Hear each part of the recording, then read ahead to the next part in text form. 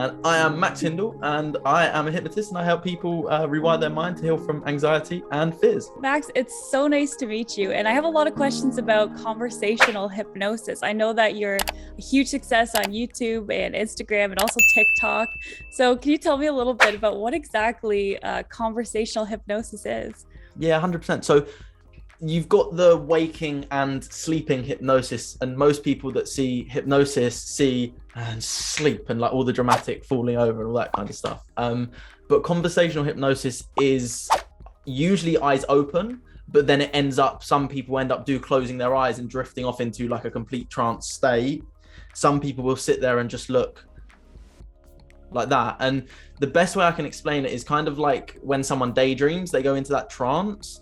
Right. And what you're doing is you're not necessarily doing an induction, but you're letting them induce themselves into hypnosis, if that makes sense, by using specific words and asking specific questions, and really just watching their mind go completely unconscious and letting them heal, if that makes sense. Because what I've noticed, this is from working with people and myself as well, is when we actually heal from something, we don't usually consciously know it. So like, for example, someone can say, oh, I've got anxiety. And like, yes, consciously you have anxiety.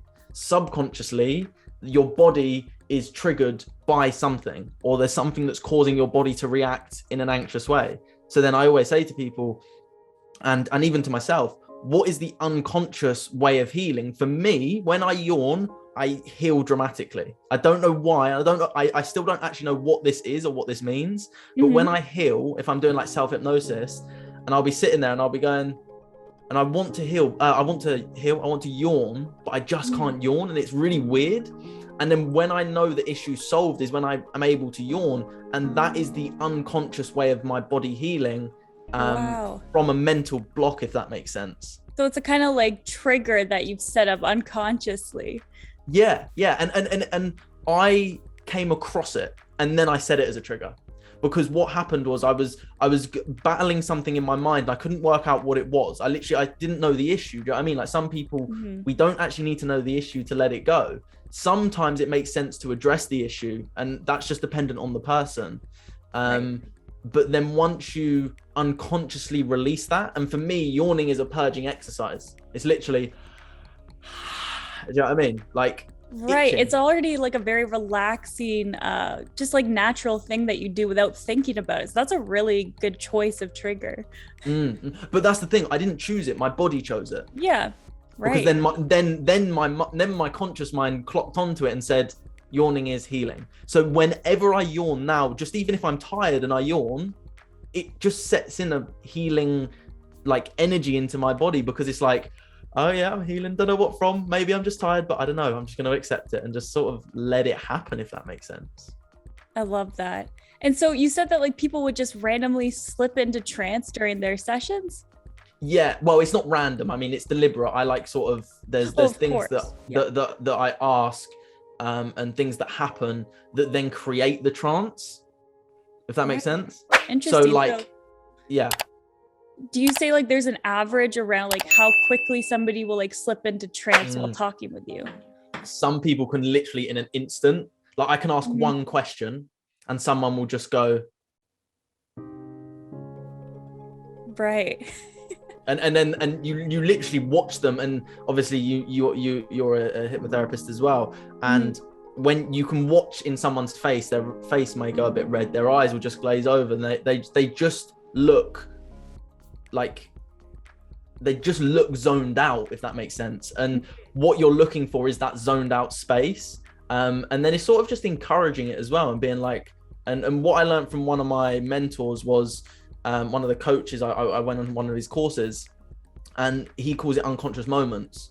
And it's just watching people have an unconscious moment to sort of actually rationalize in their mind, because hypnosis is just a brainwave at the end of the day. Do you know what I mean? And you know that hypnosis is a brainwave. Once you reach a certain level, then you're going to be in that hypnotic trance, that trance-like state.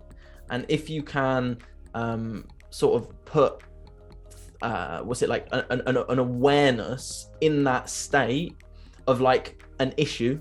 So for example, let's say someone's scared of scared of something. Let's say they're scared of spiders, as an example. I use a generic one, actually. I use anxiety because so many people now have anxiety.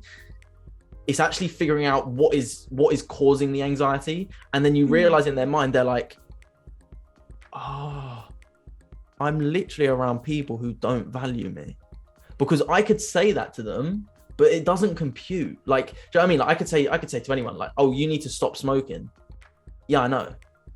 But until they go, I need to stop smoking, that's where the change actually happens. The big difference there. Yeah, exactly. Definitely. And I suppose with hypnosis, conversational hypnosis it's getting them to actually say it, because I don't say anything. I just, there's sort of like a theory. There's a process that you follow that gets people to say it. And then you're like, maybe that's the answer. I don't know. Is that the answer? And it's kind of like sitting there and watching them like process it and be like, yeah, that is the answer. And the epiphany moment. Yeah. And that epiphany, that doesn't have to take 10 years to get to. Yeah. Because I always say, like, healing, I always do a little drawing of like two little stick people.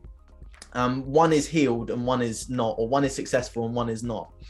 What is the difference between the two stick people? It's not a period of time. It's an epiphany. It's an idea that gets them to that place of healing, of success.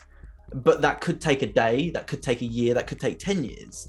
And that's what I like to encourage people is, it doesn't have to take 10 years, but also some of the stuff we do go through is part of the healing journey. Do you know what I mean? Like, the breakup we do go through is actually part of that healing journey to then realize our self-worth.